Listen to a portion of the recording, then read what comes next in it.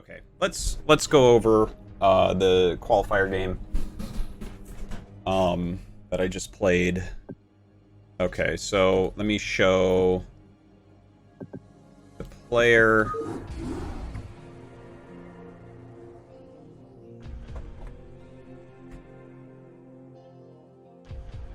How do I look this up? Oh, okay. Okay. So let's go ahead and take a look. This is the guy that I played right there. 2346 with Zerg. Okay, so 72 and 41. Yeah, his MMR probably fluctuates around this number.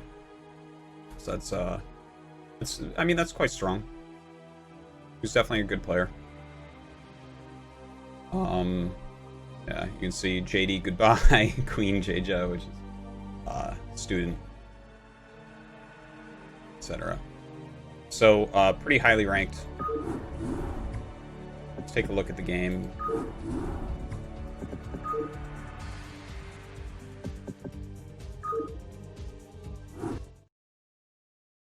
Okay, so as soon as I spawned, I was a little bit sad because this position is the weakest for Terran. Okay, for TVZ specifically, and this isn't even coming from me. I've noticed it as well. But when I talk to people like Scan about this map, he'll oftentimes mention that, like, if you get 12 as Terran, you're basically dead because it's really hard to defend anything against meatless harassment, which is definitely something we saw in this game.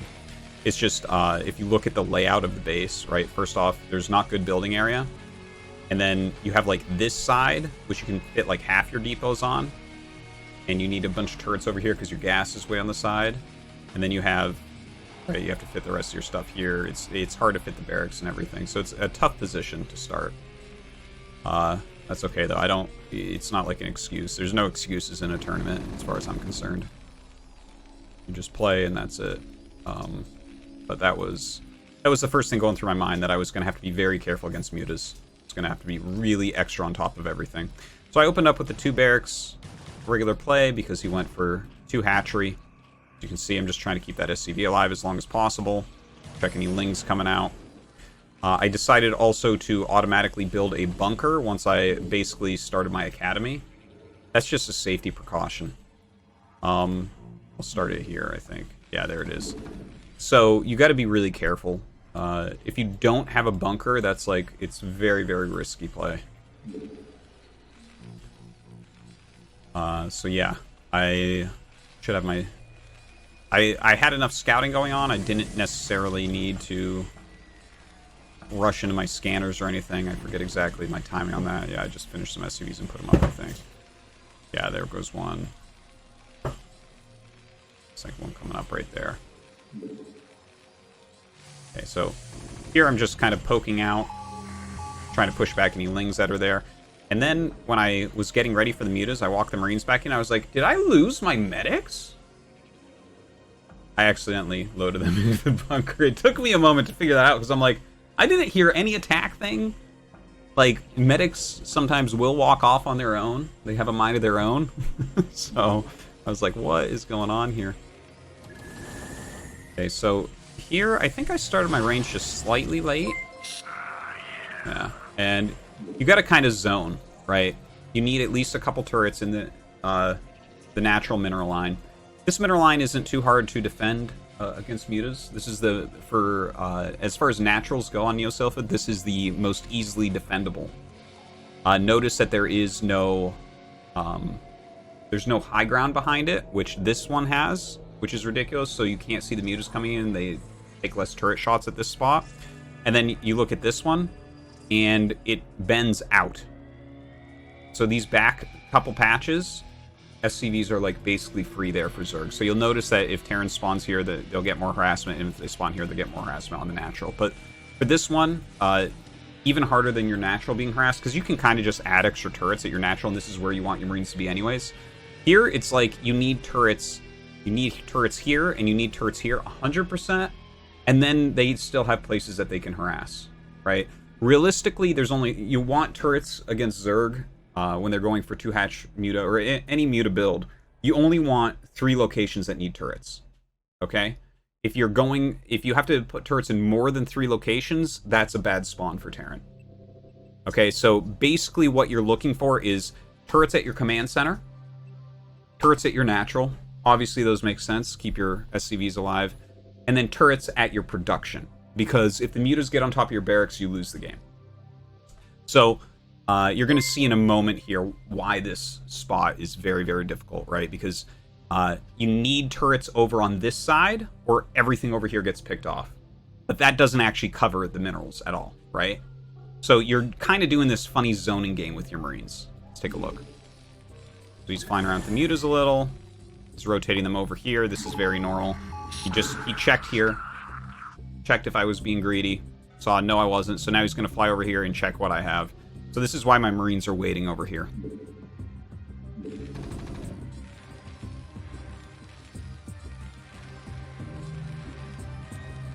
So here I try to run up and stop them, but they just fly right over, right? So again, you have to have turrets here or everything here gets picked off. So he just flies over, and then I have this huge dead area that's very difficult to get into. This right here is 1 SCV wide. So your Marine medic can't actually walk through here. You have 3 patches that are all mining in the walking path. Then you have buildings that are always going to be over here because you need to utilize this area to build depots because this is the tightest main as well out of all the mains. And you need turrets there, right? So you can't really get your Marines into this mineral line very easily. So you kind of, normally what you'll do is run up here. Like it's easier to run in between your barracks to get up here. You can't get through here. All right, so he gets in here and starts abusing this area. This is, what you're watching is why this spot is considered so difficult. So I've lost a lot. I have lost a lot of SCVs there. So he's just kind of abusing everything here. And eventually he does have to fly out. He's losing health on those mutas. You don't want to just lose them. You can't do that forever, but you can do it a lot. Okay, so here, I'm basically hitting a critical mass of Marines at this point. So yeah, he did a lot of damage there, but I'm just about ready to go out on the map. Right? Some things that you need to have more than a group of Marines. You need to have at least 4 medics. And you're looking to have, you know, hopefully 20 Marines for your move out. You have to make sure range is done as well. So he flies in again, and I cannot spend time defending this. If you defend this one more time, you're going to lose the game. Because if you're just running around chasing these mutas, they'll be cost efficient no matter what in here. So your only defense in this situation is to counterattack. You have to move out with your Marine medic, and that's like your only chance, basically, right? So I move out. He has his lings here. As soon as he sees my bio moving out, he knows that I have enough to bust Sunkens and things like that. He has to leave with the mutas. Otherwise, it turns into a base trade, and that gets very, very sloppy. In a situation like this, if he chose to take the base trade, he's base trading with just 11 mutas against my entire army, and I have areas that have turrets, so I'll win that base trade. So he does have to leave. This is your defense against 2-hatchery Mutalisk.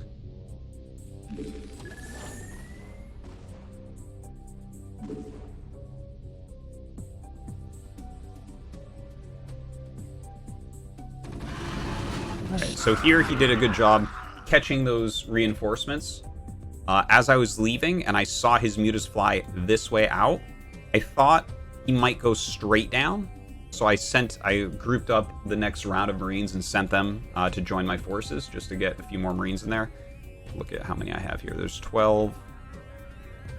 Alright, so we have 19 Marines here. It's still a pretty good force. Okay, so at this point, I think that right here is a place where a lot of Terrans make mistakes. These Marines can threaten to kill stuff, but they can't actually kill stuff. Now, I had just scanned here, and I saw that he had a Sunken, and this one wasn't started yet when I scanned, right, when I first saw it. But he has 2 Sunkens being made. They're in a very good position. Basically, this is like a perfect position for these Sunkens. And people might think like, oh, shouldn't you put them right up there? No, because then my Marines can hit them from low ground. What you want is for the Marines to have to walk up the ramp part way and then start shooting. That way, you either have to use mass move commands to get everything up the ramp, or just shoot it with a small amount of your Marines. So this is like exactly how you should be placing Sunkens like this, so that I can't just kill them from low ground. Because even though Marines will miss shots from low ground, Marines have a high fire rate, so you're actually going to be able to still kill the Sunkens. Sometimes. Obviously, sometimes you get unlucky on that. Okay, so anyways, I scanned that just to see what was there, because like for instance, if he has 3-4 drones mining here and no Sunkens making, what I'll do at that point probably is send like 2 Marines. Like when the mutas aren't looking, I'll try to send 2 Marines up there to kill the drones. But as is, he's dogging my Marine medic force, right? So what I need to do here is do counter micro against the mutas, continue to produce at home, and then reinforce. Because this group won't stay alive forever.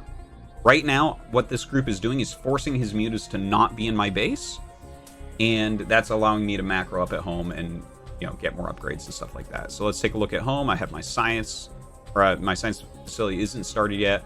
A little bit late on the Forthrax maybe here, but at the same time, let's not forget I took a lot of economic damage. Casually explained. Thanks for the raid and host, man. I really appreciate it. Hope you're well. But yeah, so I took a lot of economic damage from the mutas early on, so maybe it's okay, the timing of this. Okay, let's take a look at my Marine medic here.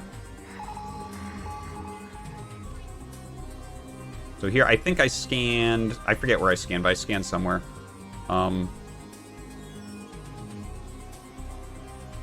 And okay, so this was an important moment, because right now, he's almost to the size of an army that can kill this. Not quite. Not quite.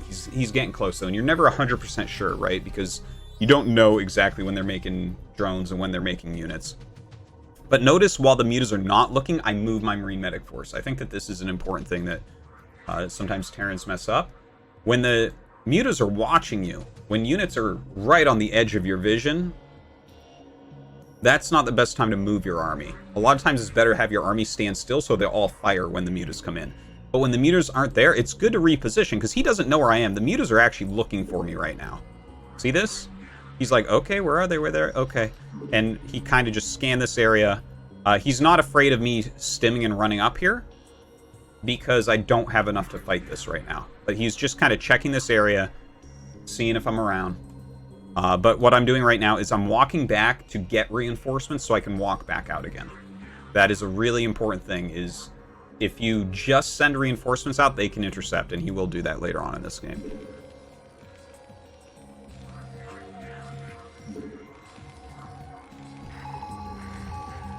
Alright, so this is a really sizable force. This is over 2 groups of Marines, a really healthy amount of medics. Don't forget I had +1, which makes a big difference. Okay, so his mutas hit again. His mutas started to fly up into here, and then his lings were coming up as well. He's not 100% sure where my bio is until the lings ran into my bio, and then notice how he has to immediately turn around. If he doesn't have his mutas on top of my stuff, he can die. Okay, so this part is really sad. This is a really sad moment right here. My units split up. This is some error that I made with how I clicked. What I'm trying to do is get down here as quickly as possible, so I'm like attack moving down here.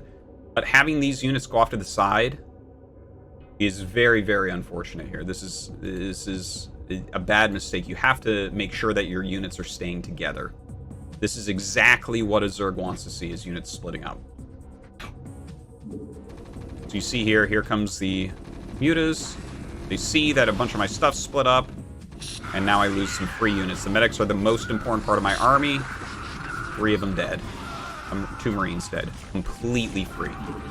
So I just lost 3 medics and 2 Marines completely free right there. That makes a gigantic difference. Medics can only heal 1 Marine at a time, right? I have 3 medics here. What if I had more? It makes a big difference. Okay, so here I attack in. He doesn't have lurkers yet. I've checked. I know. This is a really good timing. If I have 3 more medics here, I lose almost nothing. But I still am able to bust here. He can't move the lurkers up any further than he did. People might look at that and think that that was a mistake, but if he moves them up any more, I can target them down really quickly. I have +1 on these Marines. They will gun those down really fast. So here, I figured I could probably get the hatch, because the lurkers have to unburrow and move forward, so they shouldn't be able to do that. That moment right there was really important because I was targeting the hatch, and he knew that I was targeting the hatch. And he tried to come in with the Muta and the Ling. And then I just did an attack move to clear that, and then I retarget the hatch here. See, notice how the guns all switched? Target the hatch, get out. So that was a really good, really important moment. Right here in the game, I am winning heavily after killing that hatch. I am in very, extremely good shape. Look at his tech even. He's got like one lurker over here. He doesn't even have the Defiler Mound started. From here, I should win. I should win from here.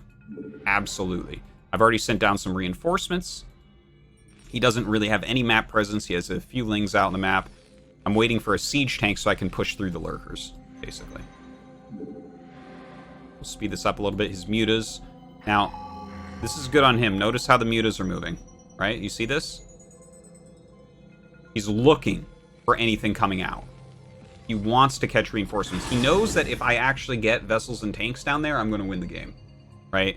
His defilers are really, really slow here. Look, the defiler mound is not done. And he knows that there's this window where these lurkers are not going to do it. 5 lurkers? I barely can't break 5 lurkers with what I've got. Okay, they're in a pretty good position. If this was completely flat, if this was all land, I can actually break these lurkers. Okay? But because it's a little bit of a choke, I can't quite do it. So if I get many more units down there, I can kill him.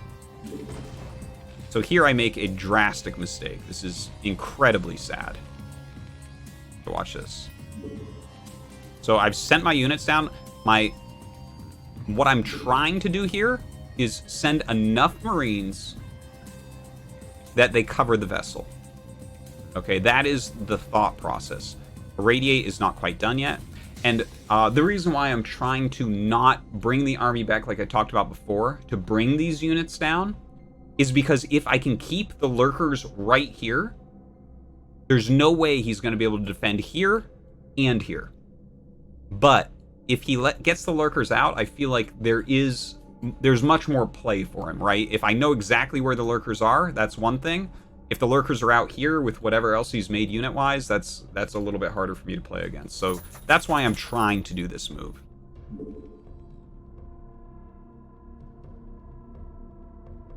So look at this. This is sadness. This is complete sadness. So somehow I screwed up the attack move of this. The vessel stopped. Here are the Marines. If it's with the Marines, then I at least get the mutas here. Also, look at this, 100 energy. How far along is Irradiate? Look at that.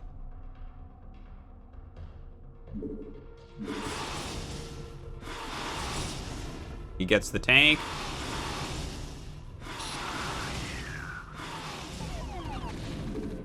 He gets the vessel.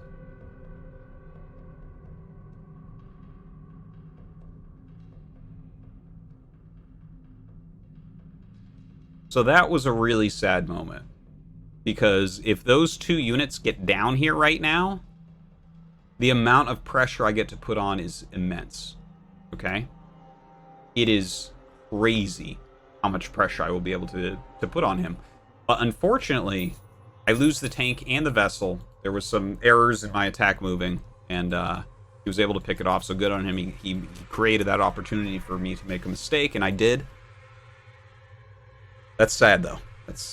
That was a frustrating moment in this game. Okay. Let's speed this up again. So at this point, even though that happened, I know that I'm still ahead. I know that this game is absolutely still winnable. Okay, I started to poke in there because I had a lot more Marines that came down and medics that came down with my army. But then as I scanned, I realized that his lurker count had also grown. If it was the original 5 in the original spread, I might have been able to break here, but I stemmed, I looked at it. Nah, screw it. Back up. Also, I have 1-1 upgrades, which makes a gigantic difference against lurkers. Okay.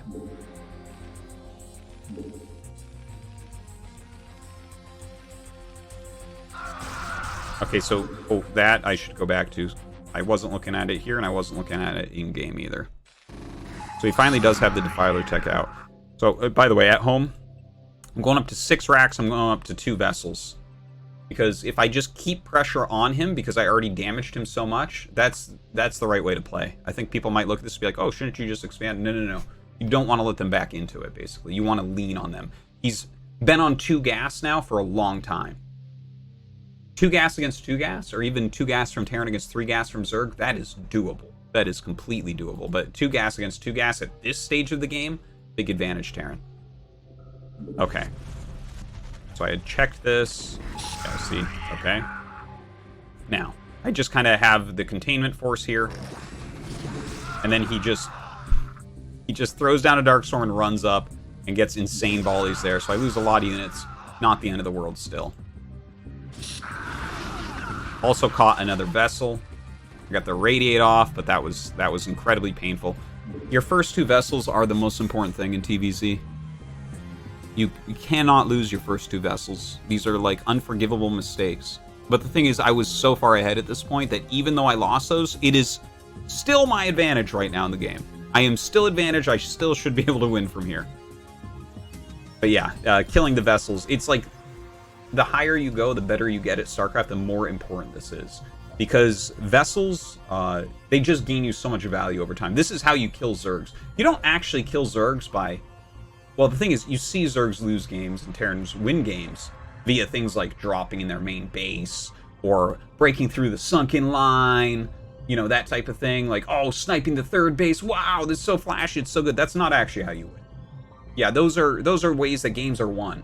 But the way that you actually win is building your vessel count and whittling them down. Just constant irradiates, keeping those vessels alive, and just making them basically run out of gas. That is the way to actually win TVZ, right? So the first 2 vessels, think about that. What a big deal that is to lose those, right? I mean, vessels take a really long time to make. Radiate's only 75 energy. Painful. So anyways, losing those first 2, I was really frustrated at that point. Here I'm just trying to scout, make sure that he's not taking other bases. Yeah, getting radiate off right there. Save these vessels. Okay, he's not going to get any more vessels for free.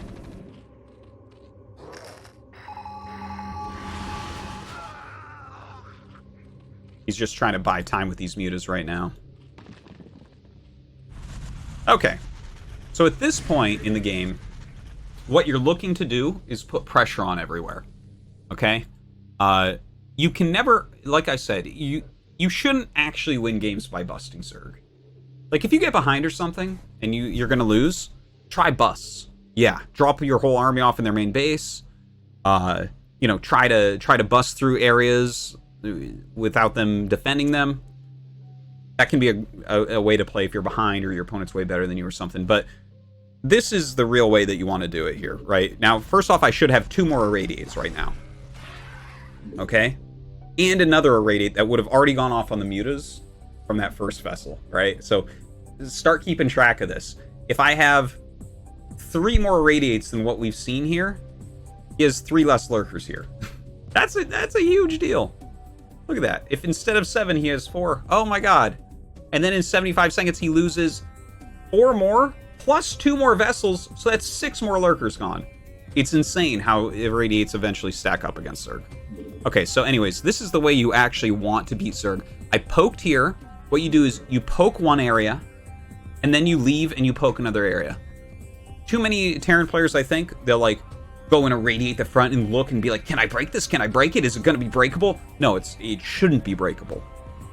Okay, and if it's breakable, your opponent is messing up, and anyways, you're going to win this other way as well. So just do it this other way that is going to be better against better players. So you hit here, and then you want to poke another location, right? So I'm coming up here, poke. Oh, there's the Darkstorm. Run away. You want to rotate around. Okay. Let's take a look now. I've taken my 3rd base. I'm setting up a group here. Now, one of the more important things, you have to make sure your upgrades are still going, right? So I have 1-1 and I have 2-2 on the way. And you want to send out groups. Notice I have a group here. I'm a little bit sloppy on my vessels. They're kind of spread out right now. But I have a group here. This group is to intercept anything coming up from this direction from Zerg. So a lot of times when Zerg is behind like this, they'll do something like a lurker or defiler push to your natural. They'll just run up, and like if you aren't there to stop it, that will win the game. Once they get lurkers and defilers into your natural, that's generally game over. So you have to keep them back. So I have a group here, I have a group here, right? So those are the only two ways into my base right now, is through this path and through this path, because my units are in the middle. So I'm basically covering the whole map when you look at it, right? He has no real rotation here. Now the one thing, notice as well, I have an SCV over here. I had just scouted here. I think a Muta came and killed it. I did not look at this location.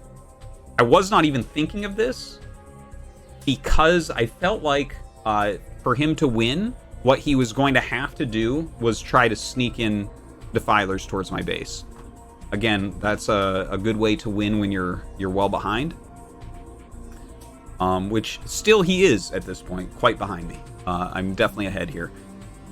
This base would be so attackable for me. So I kind of just didn't think about this at all.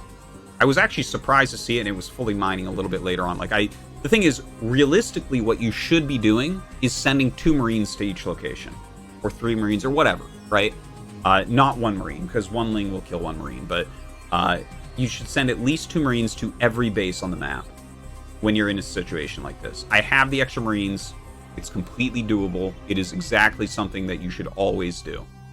Because 2 Marines, first off, will kill a drone without it getting away every time. They'll kill a Ling that comes in. They'll kill 2 Lings that come in. Yeah, do that.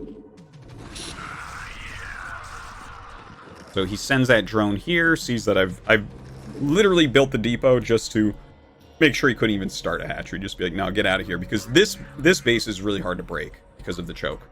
So I don't even want to think about this base.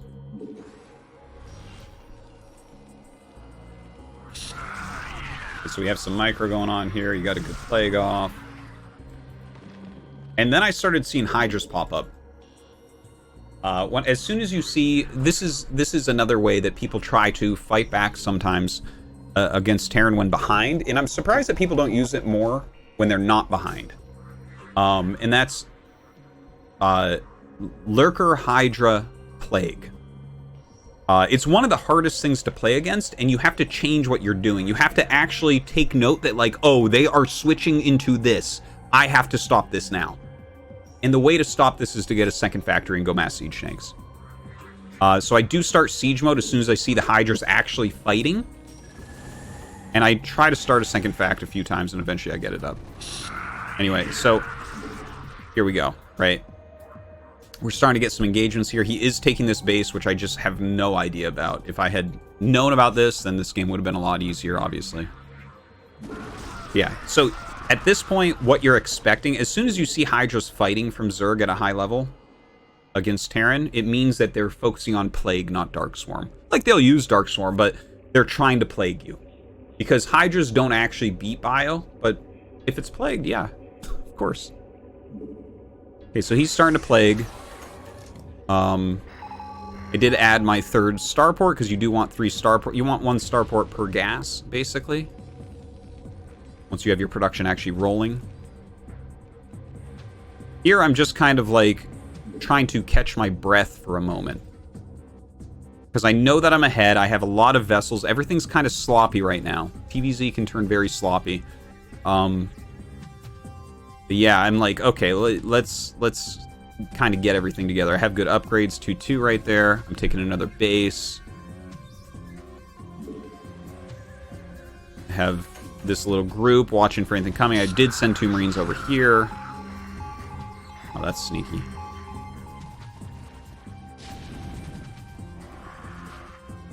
Thing is, I know I can kill everything as, I just have to watch for defilers here.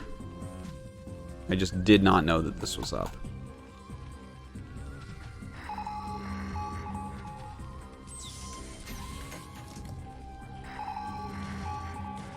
Okay, so here, I find that he has the base, right? Is a full energy defiler. I have a lot of vessels here. So I should be able to just irradiate everything down at this point. That's my thought process. See, the plague goes off instantly. You got to be careful about that. how they're going to gain their value. You're gaining your value through Irradiate. They're gaining their value through Plague. And sometimes Darkstorm.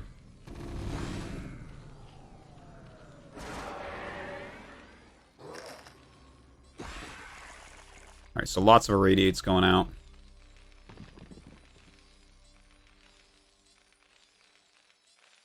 See, I'm about maxed out at this point. Sending my vessels back to get repaired.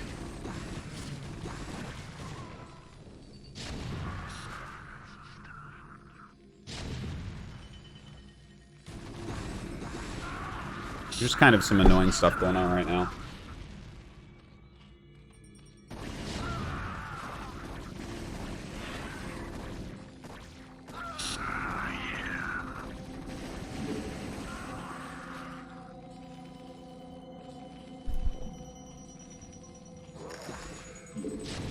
Okay, so I think that part of my issue here, notice how late my second factory is.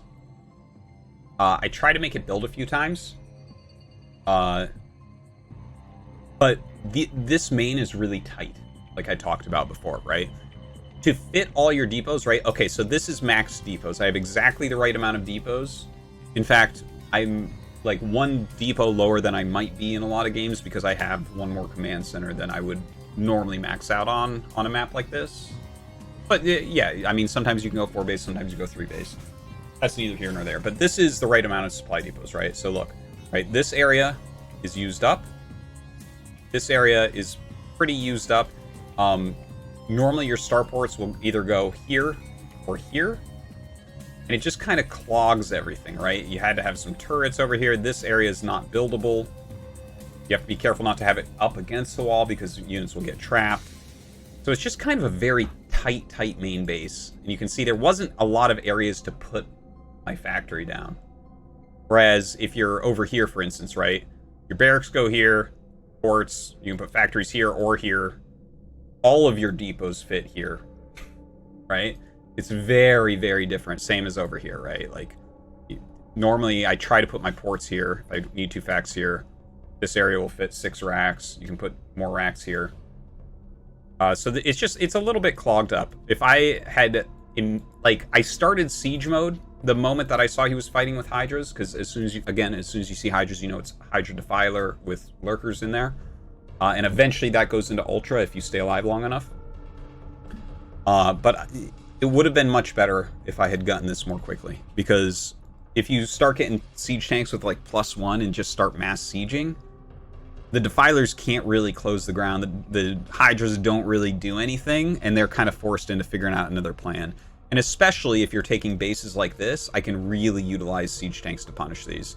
Right? If I just siege up here, it's like, what? How are you going to defend this? It's never going to happen. All right, so he starts throwing down some spells there. See, the Ultras are out at this point. I have 2/2, but I have +3 attack on the way, so it's totally fine to fight Ultras now. That was a misclick, that Hydra Radiate. I think I was trying to irradiate something else. Alright, so I'm kind of retaking some ground here. Honestly, here I should have probably focused on this base. I didn't even know he took that one. Yeah, I'm just trying to get irradiates off as well. I came in there trying to get the Defilers. Good players will always, when they see you coming, run their Defilers into Nidus. In fact, they'll do that with Ultras as well, because you're trying to avoid the radiates, right? Like if I'm trying to irradiate those, right? So I have my vessel group. I have to look at my vessels, find one with irradiate energy, click on it, press my irradiate hotkey X, click, right? So that's pretty intense for Terran, like action intense. So what they'll do is just right click it into a Nidus. It'll pop out over here, and the vessel loses the tracking of it. It's not like the vessel turns around and goes over here to try to irradiate it. You have to just wait for whatever to pop out of the Nidus again. And it's an instant pop. It's not like it takes a long time. It's not like StarCraft 2.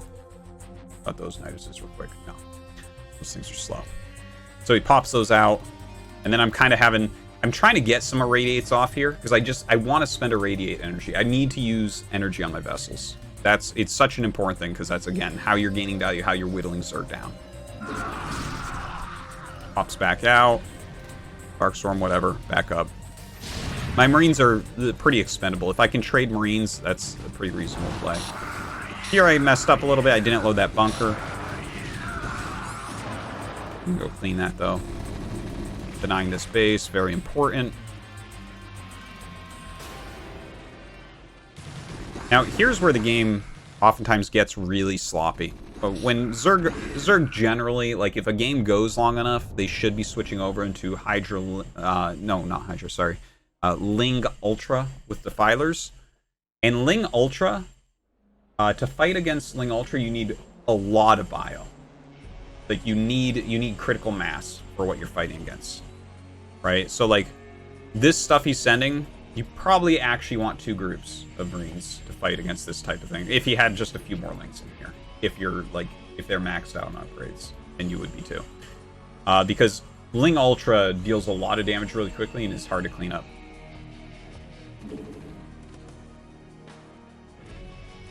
Okay, so here he's just kind of running around with the Defiler. Okay. Trying to use my Irradiate energy. I need to get Irradiates off. It's really important.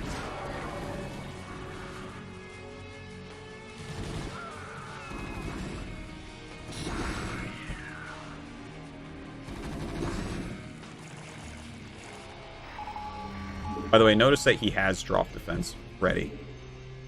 Because that's actually, you know, I was talking about how you win a game through running around and rotating around and irradiating. And that's true.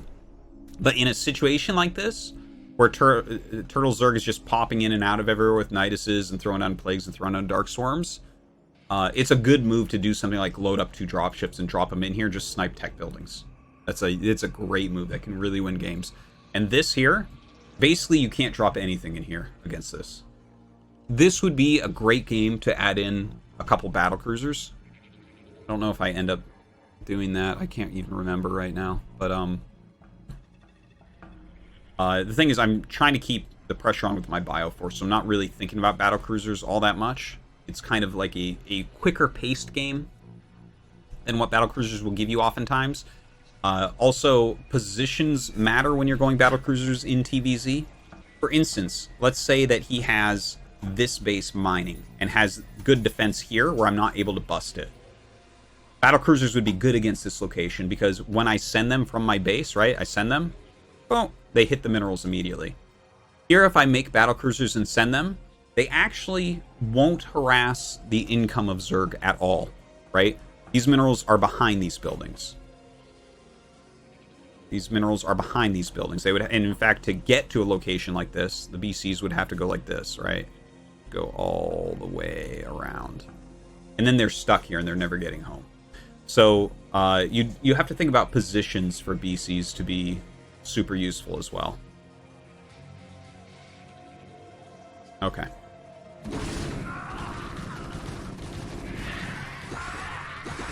Alright, so you see just a lot of swarms going down, a lot of plagues going down. I just continue to irradiate things.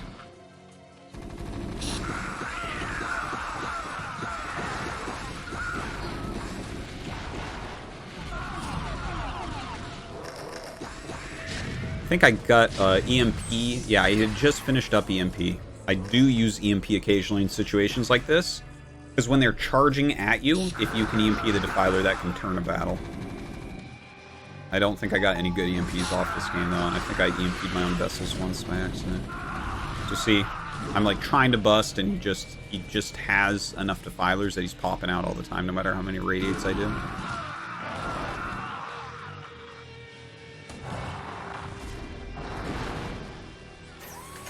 I have a good set of tanks here in the middle. But he was also doing a pretty good job, I think, of moving back and forth. If all the fighting was concentrated in just one area, I could probably dominate that area between the vessels and the siege tanks. But this is my mobile force, right? Is the Marine Medic. I can quickly get those anywhere to deal with things. Siege tanks you have to set up. And then the vessels are kind of like, you have to be careful with them. You don't want to lose them, right?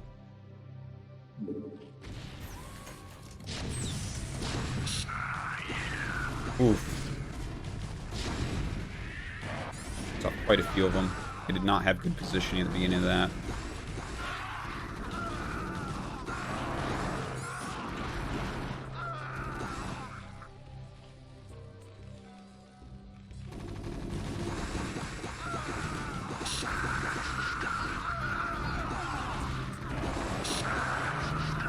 Okay, so this is where things start to go south for me.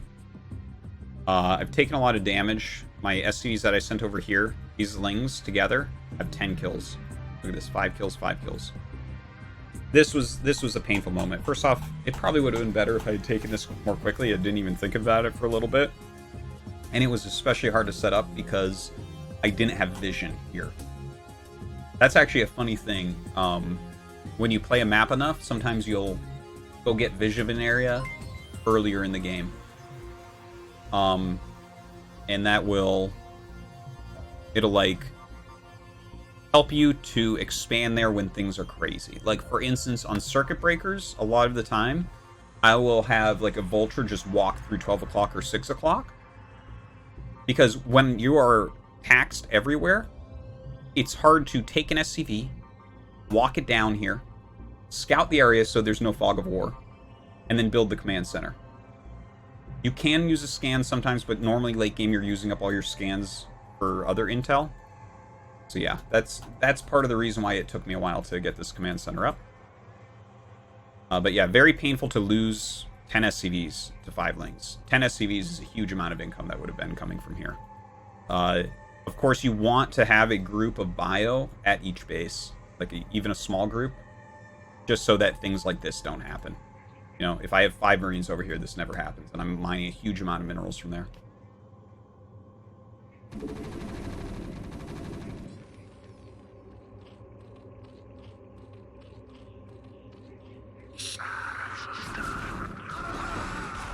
Yeah, here my economy has really, really suffered. I think I didn't even realize in game how badly my economy suffered. Because we basically, this area was mined out, so this was really my only mining base now.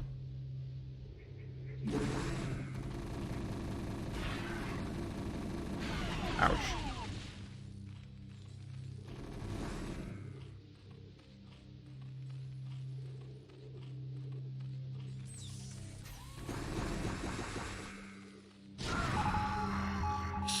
Yeah, now he's actually passed my supply. And when you pass someone's supply with Zerg, you're winning. So yeah, I lost control of this game. I mean, I missed some finishing moves, for sure. But I think the place... obviously, losing the first 2 vessels we went over, that was gigantic. That was... If I hadn't lost those first 2 vessels, I'd probably break him. And I know I'm talking about not breaking, but the thing is, eventually you hit enough irradiates, right? That the Zerg will either leave the game or you'll be like, there's nothing left, and then you just go kill stuff. But it's all about hitting those irradiates. So losing those first 2 vessels, I think, was the most crucial mistake, and the second crucial mistake was not watching for this base to come up.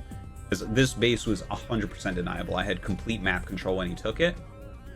And he had a very small army of like 3 lurkers, 8 hydras, a defiler, like right here. And I mean, yeah. So those are my big mistakes right there. And here I am dead. He just has too much now, and I've basically run out of everything.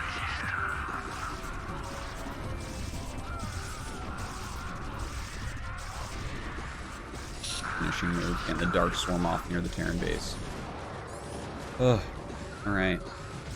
Yeah, that's... There's my last expansion. And that's it, GG. Alright, so that's what my ASL qualifier day 1 looked like. Game 2 was on Benzene, and I tried to alter my build a little bit to play the map, and it absolutely didn't work. I will play a completely different strategy there tomorrow.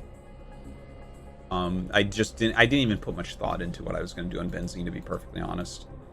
It's an old ladder map. It's from like a year and a half ago or something, or 2 years ago. But yeah, I just kind of fell apart there. We're not going to go over that replay. There's no point, really. But yeah, I thought that this game was pretty good. I was pretty happy with how I played for the most part. I've already kind of mentioned the areas where I lost the game. But I think overall, I should have won the game, and the guy is like 2350 Zerg on a notable clan, so yeah, I mean, I feel like I did alright. It's not a terrible player to lose to, I guess. So on to game 3. Game 3, I was considering, because that went so well, I was like, should I go mech again? I thought about it up until the point where I started my depot, basically. I was really considering possibly doing it, but then I thought to myself, he's going to be much more wary about my mech. He's much more likely to all-in this game. I prefer to play against all-ins with bio than mech. So I decided to go bio.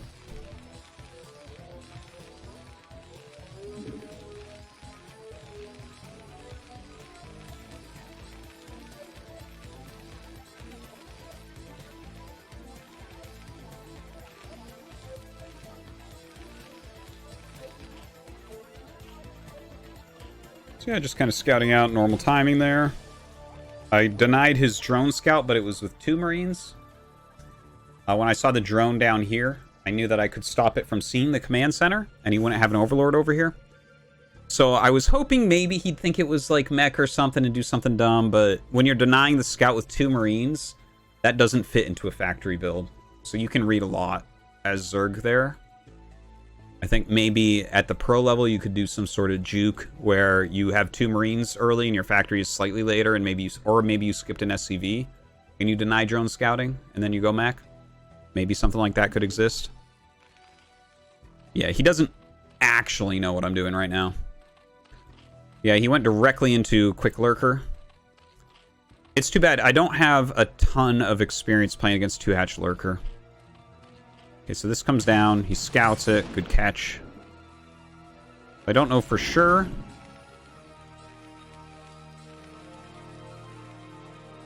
Up here, I started a depot when I actually needed my eBay quicker, so I canceled and made the eBay.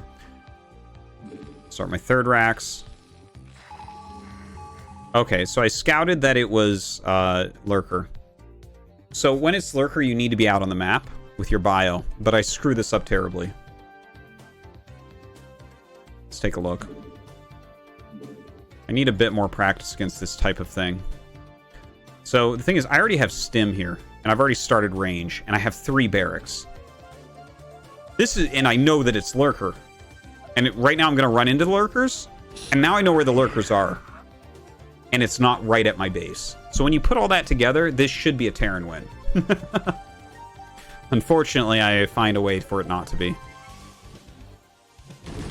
Okay, so I micro, kill the lings. You just want to make sure the lings don't get your Marines stuck from moving out of lurkers. But he doesn't have enough lings here. So let's go ahead. Gun down the lings. Okay, he blocks a few, gets one of my medics. That's nice. Here, I hemmed and hawed. I was like, should I go counter to stop reinforcements, or should I walk around and fight it? And I made a series of bad choices. So I started to turn, and then I was like, oh shit, no, I need more units. So then I had to stim to catch up. So already this is really, really bad. I also have made some fire bats.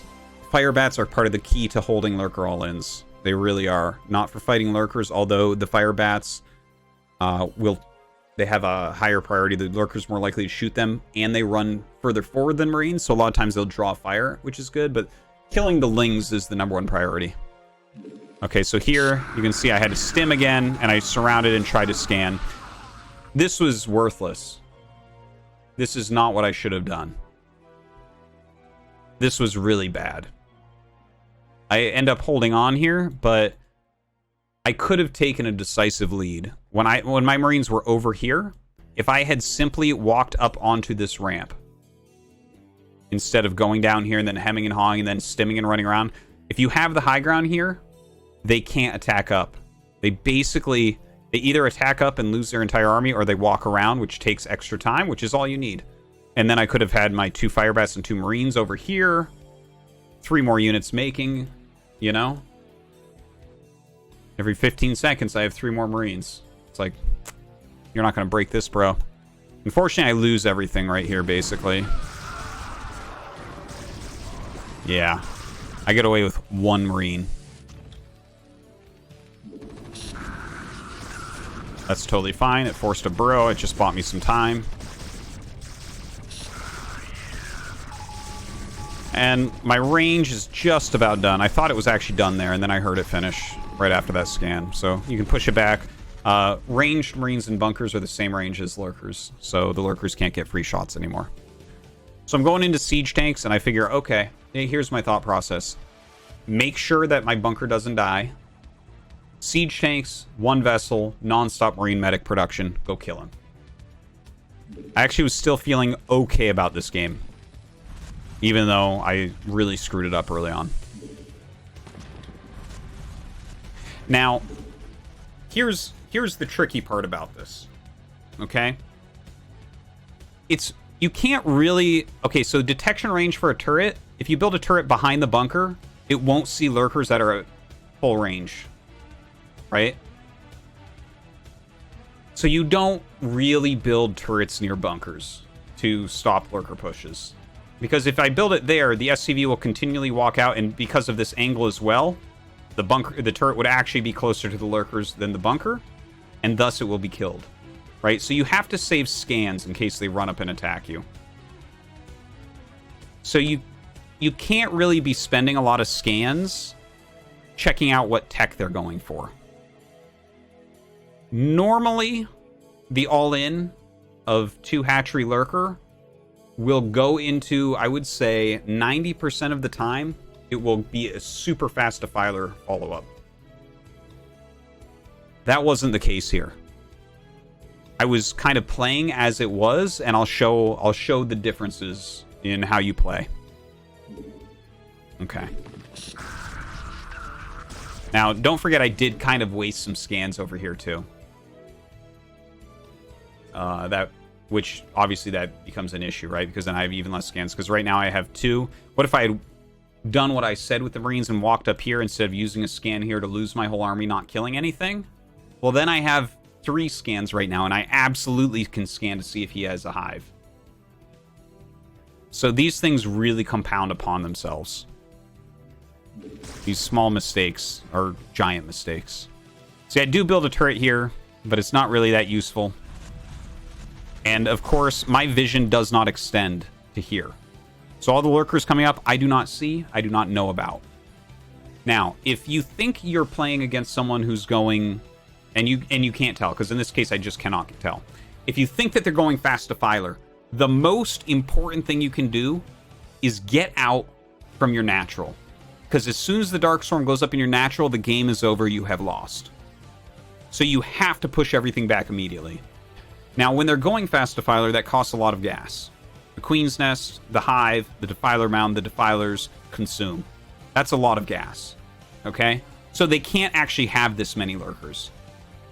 So what you can do if you're playing against fast defiler is you bring your siege tank down and you immediately start pushing them back. You have your Marines in a line. You're gonna... Here, just watch how I set this up. Okay, so here up comes my siege tank. Siege mode is about to finish.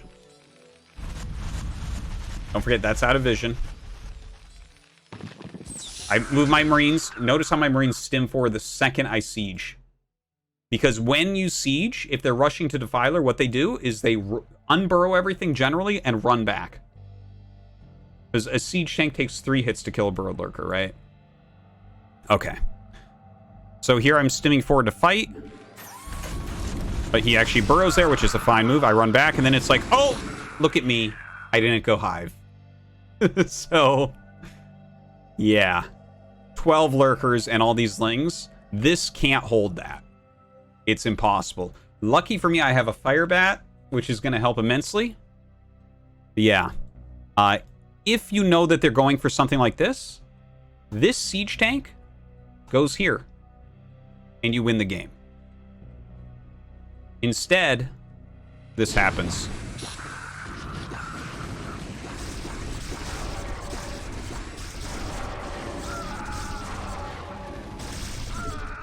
So I kill all the lings and 4 lurkers with that. Now imagine if there's a siege tank up here instead of one that just died instantly there. It's just, it's so different. And the thing is, he is so all in here. Look at this. He's got 16 drones. The thing is, when you see this many units and that many lings that ran in, I know that he is completely all in. So even though I know that I'm losing my natural, I'm like, well, actually, this is still winnable.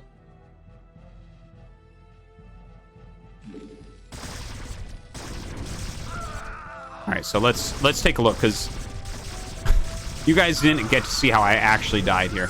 So this is just getting kind of worse and worse. I just don't have units left. I'm trying to slow him down with SCVs because I need him not to get into my main, basically.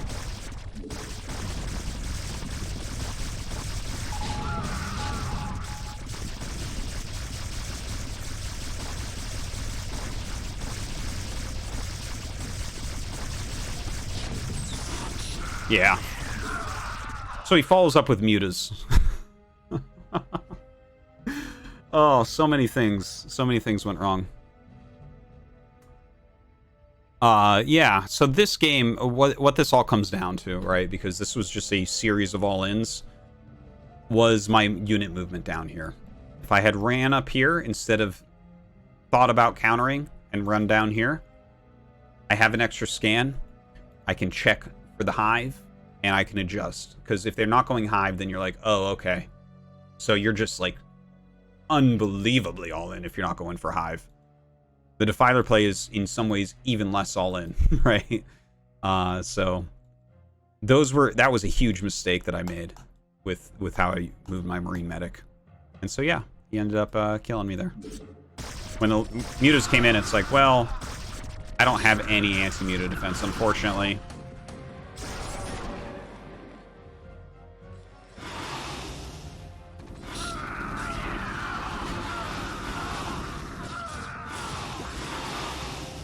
And that's it.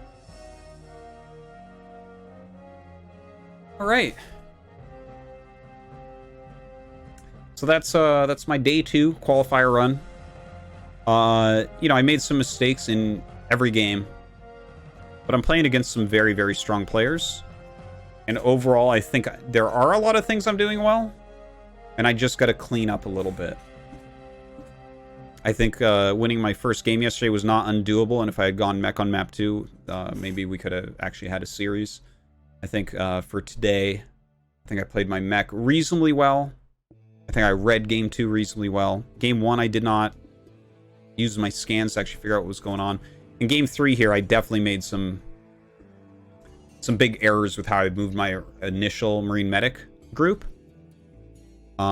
Which I won't make that mistake again. So I guess it's a good learning moment.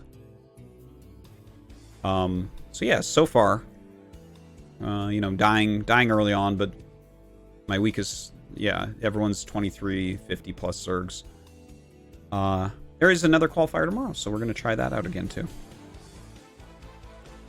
Yeah, GG to my opponent here. It was fun. Thanks everyone for tuning in. Make sure you follow and subscribe. All right, let's take a look at the replays here for day 3, my final day.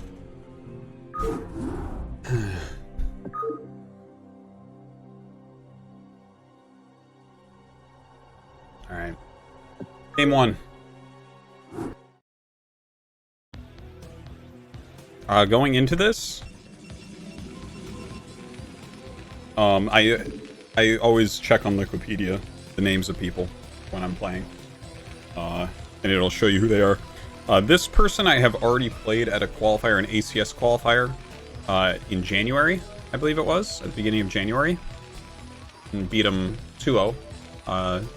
It is a girl player, female player. I think I remember the games. I think she went Gateway Woman against me. So here you can see my SCV. I run away from the goon, right? I already thought that, like, it felt like the range was starting a little bit late. But then I came back in, right? Get down here. Bam, I see it. Now, let's see the exact time my academy started. Yeah, so this academy is exactly on time. This is a 4:20 academy. So I was playing a safe game here. My plan was to just do expo into a couple tanks, mines, get out there. Okay, I started my comm sets right away. The DT's already here. This is like ridiculously fast DTs.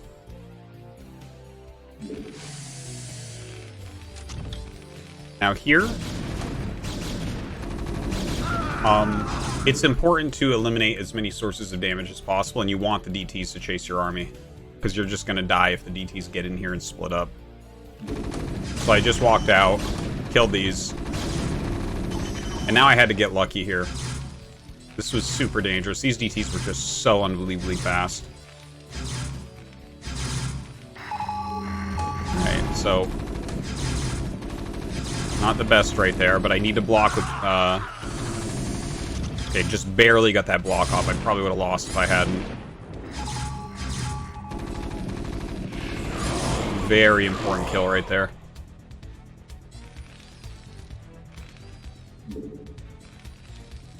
And then it's just like... You start 2 turrets, not 1. Because you can't finish 1. That's some good glitching there. Alright. So I'm technically alive. Went down to 18 SCVs. Very painful. But from here I figured I could macro out.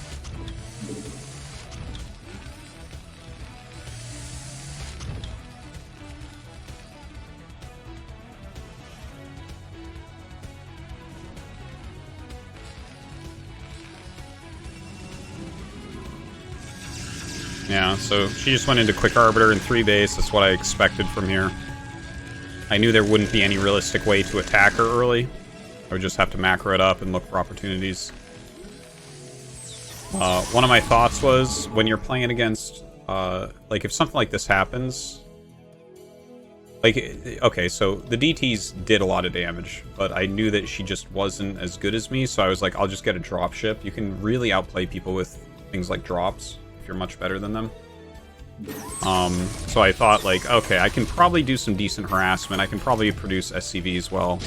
And that's kind of what I went for here. So you see my economy is a bit ahead now. And here I get the dropship over, right? It's whatever, just buying some time. Kind of get lucky here. Her ARB follows that. Comes in, and that is a free Arbiter right there. And some free units as well.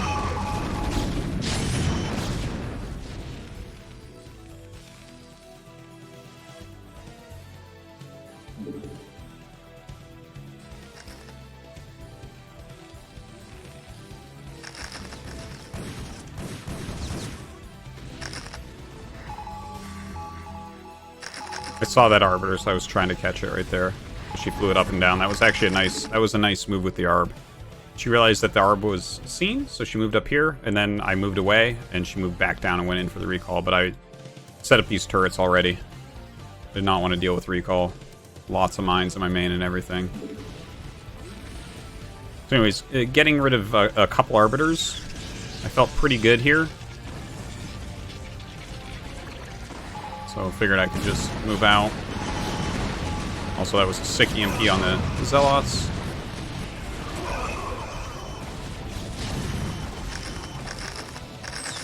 And figured from here I could go kill this other base. I have enough vultures. Cleared the army. Yeah, not a whole lot to it, I guess.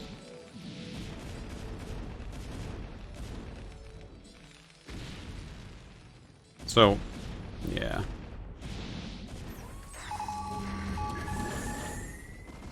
Here I was actually moving this army down to attack into here, but then it got recalled, so I was like, okay, we'll go attack with this, and reinforcements can clear this up because I put enough mines in the main base.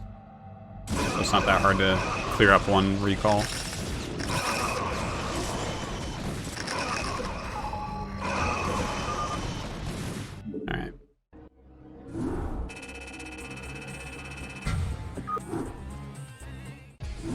game 2.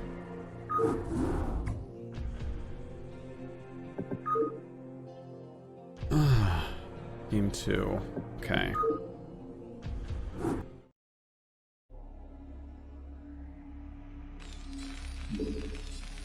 Okay, so my thought process this time was the only things that I had to really look out for were proxy gateway. So I really scout heavily for that. Notice I scouted down here and then sent an SCV around my base and then down to here. So those are all the good proxy locations on Benzene. So I checked those all out. They weren't there, and I decided basically other than that, I was just going to get a fast turret no matter what. The fastest detection you can really get in the matchup, like if you start an eBay at 415, DTs will basically never get it. So that was my idea here. Let's start it somewhere around there. Here's the factory. Bunker will be coming up. I'm kind of scouting around just in case there's a proxy gate or robo or anything like that. Probe. eBay's going to get started up here. And look, yeah, I got it even early. 4-0, 4-3, 4-2 eBay. So that's like, basically you will never lose to DT in this situation. Especially with the 4 Marines in the bunker, that really helps. My bunker is actually misplaced. It should be down 1 more hex. So I started 2 turrets because, again, I'm just looking to make sure I don't die to DT. If you start 2, like if a DT gets in and you have 1 turret making, the game is over. But if you're making 2, you can actually get 1 of them finished. So it's just smart to start 2, and then you can cancel 1. Here I knew it was safe, so I cancel. Okay, so the thought process here was to do a kind of catch-all macro a little bit, right? Get the quick armory, a couple factories out, have some turrets. Here I'm just scouting for like anything hidden. I figured there was a reasonable possibility that she would expand here quickly or here quickly. More likely down here, because this is like so close by air, you know, that's like harder to defend. But it kind of, yeah.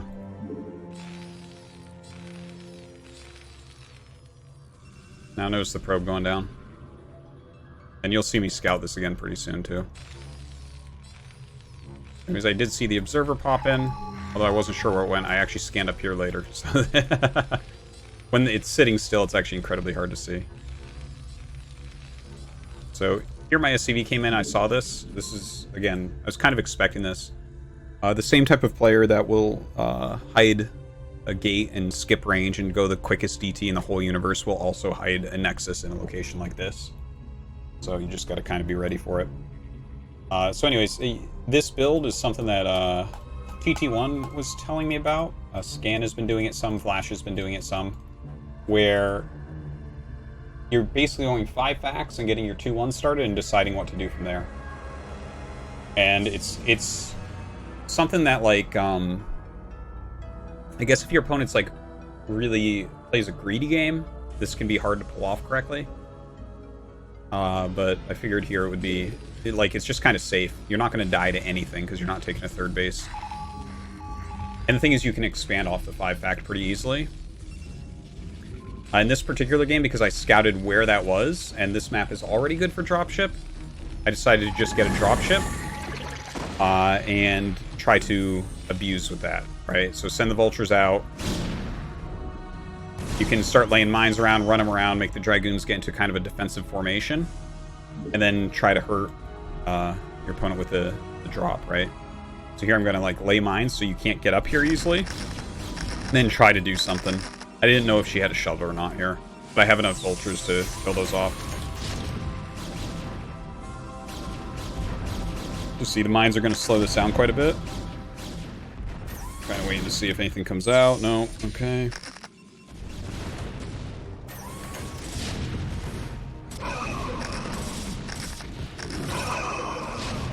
And that's all good. This is just buying me time. During this, I just reset my rallies to here so I could both take a 3rd base and attack.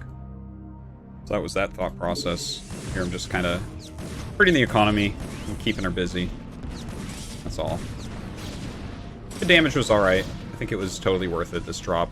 Because not only is it damage, but I know exactly where her army is. I know what's... You know, it's not like she can suddenly run in here and kill my army when it's not sieged, right? So very worth 2 tanks and what was it? 8 volts, 9 volts, something like that. So the dropship got out, and when I saw the dropship get out, I decided it would probably be best to kill this base. Because you can either go for the throat or just kill this base. Here, we'll see in a second here. Scan and kill the observer. I actually told EMP to make, but it didn't. Didn't really end up mattering, but yeah. Here I'm just laying a ton of mines. Slow this down so I can get in position with my slower tanks. Alright, so kind of siege up a little bit, have the mines protect them a bit, and then drop into this expansion. Some of her cannon placements are kind of off. Generally, you don't want something like that. You want a full pylon wall, and then you want 2 cannons that kind of cover each other. Would generally be better. Anyways, I just kind of siege up there.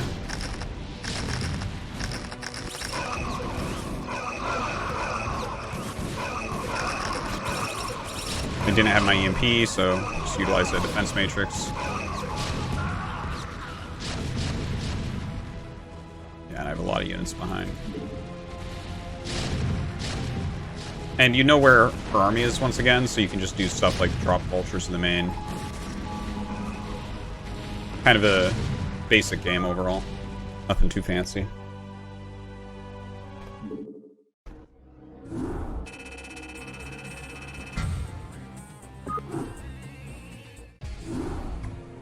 Alright, let's look at my second series today. This one's really upsetting. I was very, very, very, very, very, very, very unhappy, and I know exactly why I lost this game.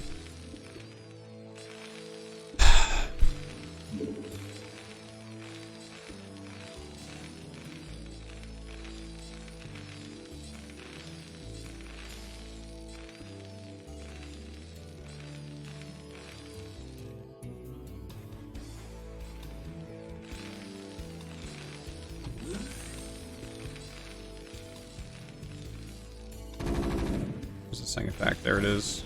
Okay. Okay, so I saw that there was no CC making when my SCV snuck in. So I immediately got a bunker up, and then I can go second factory. So here I'm actually already like, okay, I'm going to win this game. This is not a hard game from here. Right? Look at that. I've already reduced his vulture count. Get mine back, repair him up. There, I messed up a little bit. Donated $6.66. I missed it. Did you qualify? Is this the year of Artosis? Thanks for the donation, man. But, no, I did not. Okay. So, I flew this out in this direction, because I thought that would slow him down the most. So I didn't actually see the command center start. Doesn't really matter. I'm ahead, economically speaking. Now, here is where the problem lies. Okay. First off, I have to get better about floating the racks, because apparently there is one tiny spot where you can't see the racks from any side above these high ground locations. I need to do that. I need to figure out exactly where that is. Anyways, so here's why I ended up losing this game. This is really frustrating for me, because this 2 factory no add-on cheese,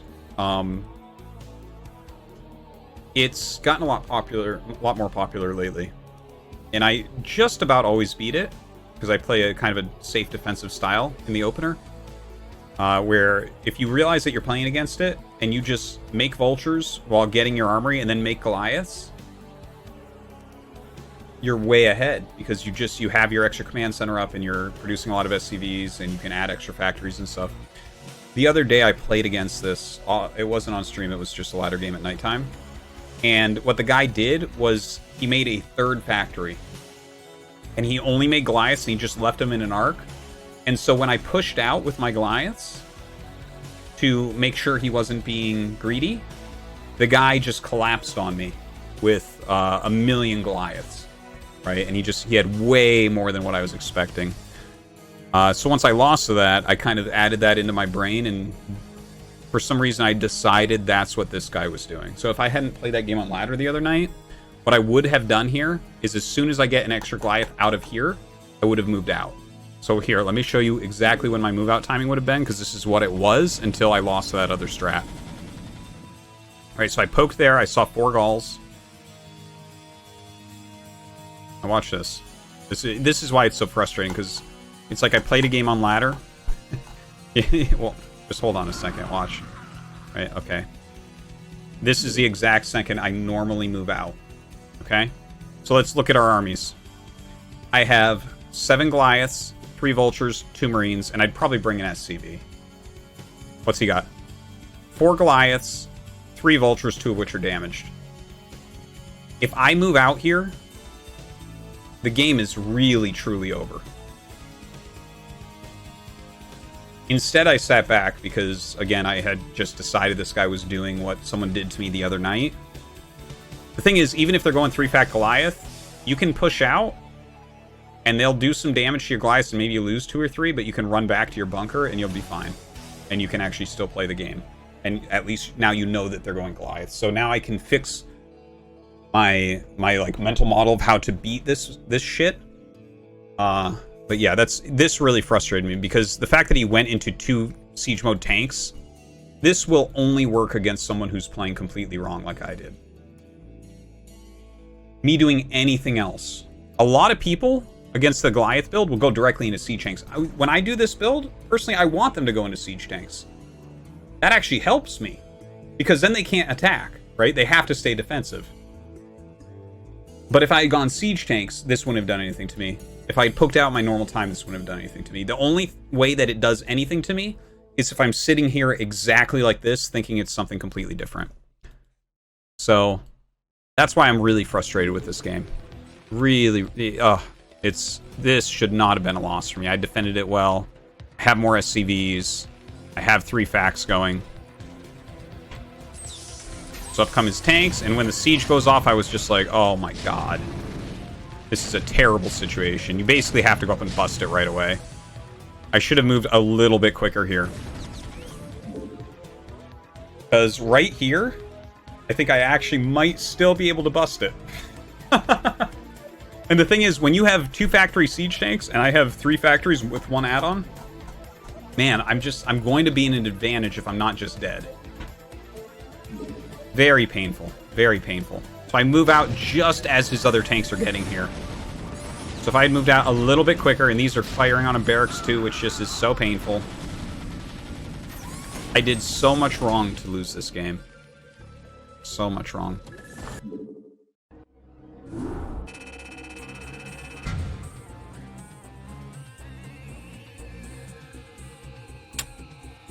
Really painful.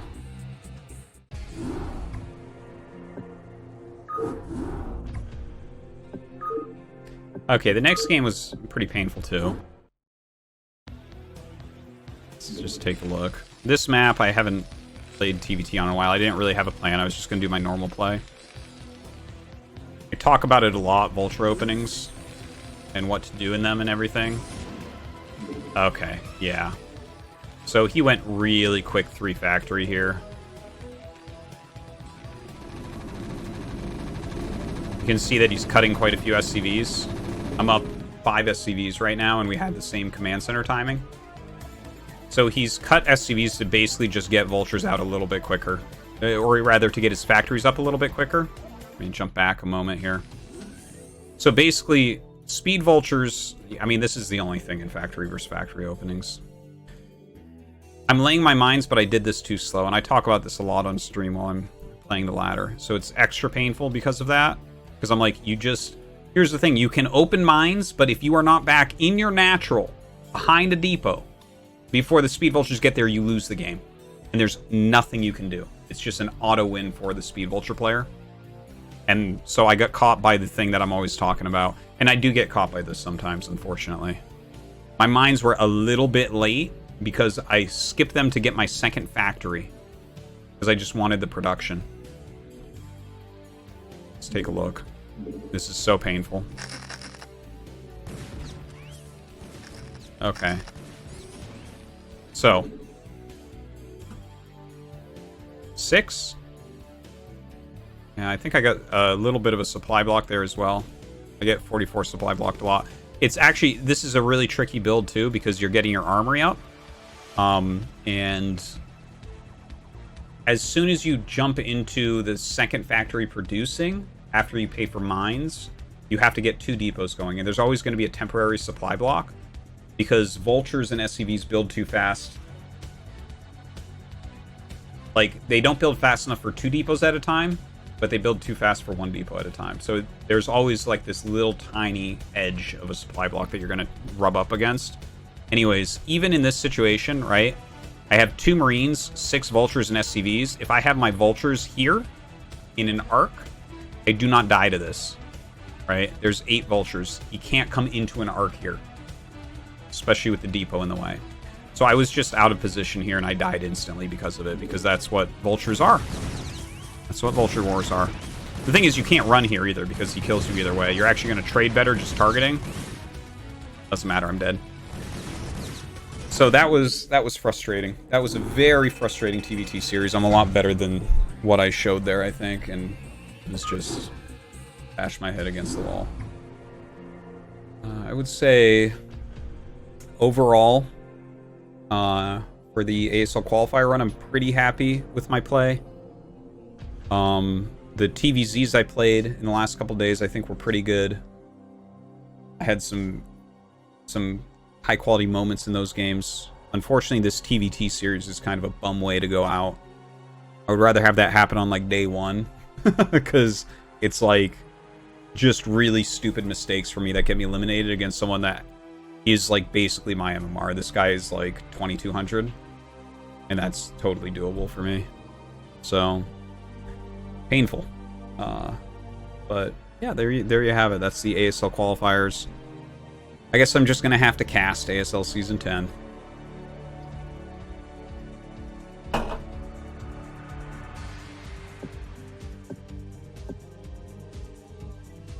There is nothing in boost on, guys, in the chat. There's they all got switched online because of coronavirus.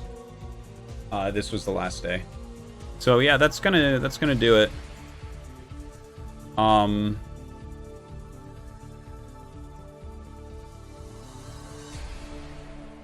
I guess that's it. Thank you guys for watching. I want to thank everyone for big tips, the big gifted subs and all that. You guys are fantastic, really. I do appreciate Ignorant for the $100 tip, especially. That's awesome. 8 cucks, 5,000 bits, amazing. You guys are too good to me.